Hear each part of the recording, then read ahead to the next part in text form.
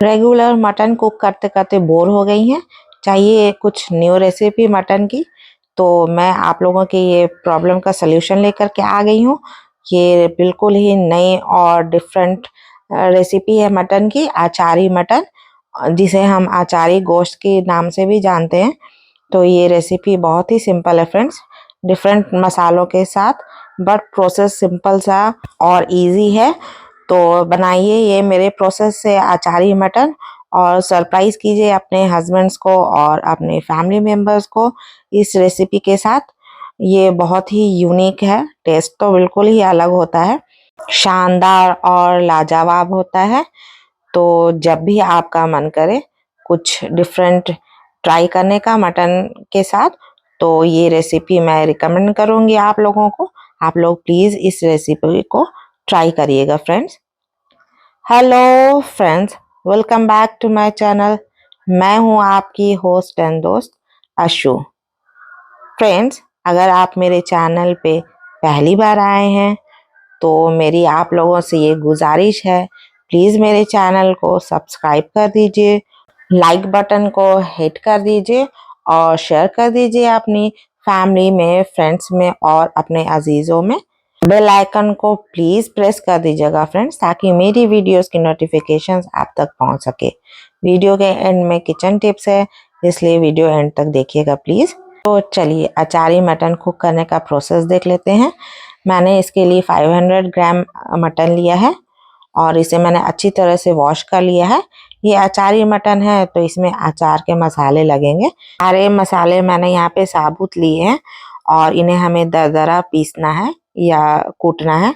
तो इसके लिए मैंने लिया है धनिया, गोटा धनिया 1 चम्मच, सौंफ 1 चम्मच, गोटा जीरा लिया है मैंने 1 चम्मच और सरसों मैंने यहाँ पीली वाली ली है तो उसे भी मैंने 1 चम्मच लिया है फ्रेंड्स। और इन्हीं के साथ जाएंगे कुछ मेथी दाने और मंगरेला। तो मंगरेला मैंने 1/3 टीस्पून लिया है और मेथी दाने कम ही लेने क्योंकि ये थोड़े से कड़वे होते हैं, इसे ज़्यादा नहीं लेना है। तो 1/4 टीस्पून मैंने दोनों को लिया है और हमें इन्हें क्रश नहीं करना है, ये ऐसे ही गोटा डालेंगे हम अपने मटन में। तो इन सभी मसालों को हमें दरदरा कूट लेना है। यहाँ पर मैंने टमाटर 1 ली है और 5-6 मैंने हरी मिर्च ली है। इन्हें हमें स्लिट कर लेना है या फिर ऐसे ही रख लेना है।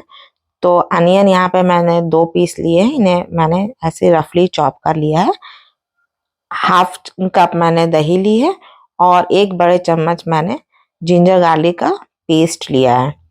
एक प्रेशर कुकर में मस्टर्ड ऑयल को मैंने अच्छे से गर्म कर लिया है। हाफ कप मैंने यहाँ पे तेल लिया है, आप अपने पसंद की कोई भी ऑयल ले सकती हैं।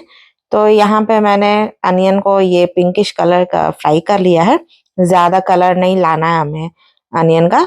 और यहाँ पे मैं जिंजर गार्लिक का पेस्ट ऐड कर रही हूँ, इसे मैं अच्छी तरह से फ्राई करूँगी कुछ 1 से 2 मिनट के लिए, ताकि जिंजर गार्लिक का कच्चापन दूर हो जाए। उसके बाद मैं यहाँ पे Kashmiri red chilli powder add कर रही हूँ। यहाँ मैंने तीखा लाल मिर्च ऐड किया है 1 चम्मच और जीरा मैंने 1 चम्मच लिया है। हल्दी पाउडर मैंने 3/4 टीस्पून ही डाला है। अब इसे भी हमें 2 से 3 मिनट के लिए फ्राई करना है तेल में, ताकि इन मसालों का कच्चापन दूर हो जाए। फ्लेम यहाँ पे लो ही रहेगा फ्रेंड्स। तो जब भी हम मसाले भूनते हैं तो फ्लेम हमेशा लो रखना चाहिए। तो यहाँ पे मैंने ऐड कर लिया है मटन और उसके बाद भी मैं इसे अच्छी तरह मिक्स कर रही हूँ।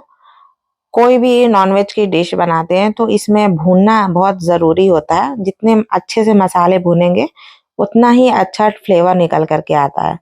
तो यहाँ पे मैंने नमक ऐड कर लिया अपने टेस्ट के अकॉर्डिंग और टमाटर को भी मैंने इसमें डाल लिया है और इसे भी मैं अच्छी तरह से मिक्स कर ले रही हूँ। और अब इसके बाद मैं डाल रही हूँ दही। तो दही को भी मैंने इसमें अच्छे से मिक्स कर लिया मसालों के साथ। फ्लेम अभी भी लो ही रहेगा फ्रेंड्स। और अब इसमें मैं ऐड करूँगी जो मैंने दरदरा कूटा था सारा अचार का मसाला, मैंने इसमें डाल दिया है। और यहाँ पे मैंने कलौंजी और मेथी दाने भी डाले मेथी दाने आप कम ही डालेंगे फ्रेंड, क्योंकि ये थोड़ा सा कड़वे होते हैं, ज़्यादा अगर डालेंगे तो मटन में थोड़ी कड़वाहट आ जाएगी। तो यहाँ मैंने हाफ कप पानी ऐड किया है। आप अपनी मटन की क्वालिटी के हिसाब से पानी ऐड करेंगे। अगर आपका मटन अच्छा है तो आप कम ही पानी ऐड करेंगे। यहाँ पे जब मैंने प्रेशर कुकर का लिड रिमूव किया तो यहाँ पे मेरा मटन अच्छी तरह से कुक नहीं हुआ था, ये सिर्फ टेंडर हुआ था। तो मैंने इसे दोबारा लिड लगा करके प्रेशर कुक किया है कुछ 4 से 5 मिनट के लिए लो फ्लेम पे। तो नेक्स्ट जब मैंने इसे खोला तो ये देखिए, ये बिल्कुल परफेक्ट कुक हो चुका है, जिस तरह से हमें चाहिए मटन। तो ये आपको स्टेप दिखाने का यही मतलब है फ्रेंड्स कि ये कभी भी मटन एक बार में अगर कुक नहीं हो तो आप दोबारा इसे लिड से कवर करके कुक कर सकते हैं। तो यहाँ पे मैंने हरी मिर्च और धनिया की पत्तियों से इसे गार्निश किया है। हरी मिर्च आप अपने टेस्ट के अकॉर्डिंग ऐड कर सकते हैं। अगर आपको तीखा ज़्यादा पसंद है तो आप इसे में ज़्यादा डालेंगे, क्योंकि हरी मिर्च डालने के बाद हमें कुछ देर के लिए इन्हें दम पे रखना होता है, उसके बाद ही हमें इसे डिश आउट करना रहता है। तो ये देखिए मैं डिश आउट कर रही हूँ अचारी मटन को। ये था ना बिल्कुल ही सिंपल सा स्टेप, बट डिफरेंट मसालों के साथ, और इसका फ्लेवर भी बहुत ही डिफरेंट निकल के आता है फ्रेंड्स। आप लोग प्लीज़ एक बार ज़रूर ट्राई कीजिएगा।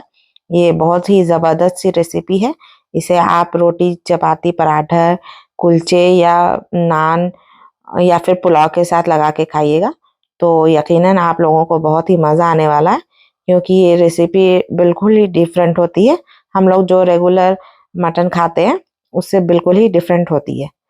तो एक बार फिर से मैं आप लोगों को रिक्वेस्ट कर रही हूँ, प्लीज़ मेरे चैनल को सब्सक्राइब कर दीजिए फ्रेंड्स, और बेल आइकन को हिट कर दीजिए ताकि मेरी वीडियोस के नोटिफिकेशन आप तक पहुंचे। आज का किचन टिप्स है, अगर छोले बनाते वक्त आपको किसी तरह की हड़बड़ी है कि आपके छोले जल्दी कुक हो जाएं और जल्दी गल जाएं, तो उसमें डालिए 1 पिंच बेकिंग सोडा, और फिर देखिए आपके चने कितने जल्दी ही गल जाते हैं। और फिर मज़े से बनाइए आप अपने छोले। Thanks for watching.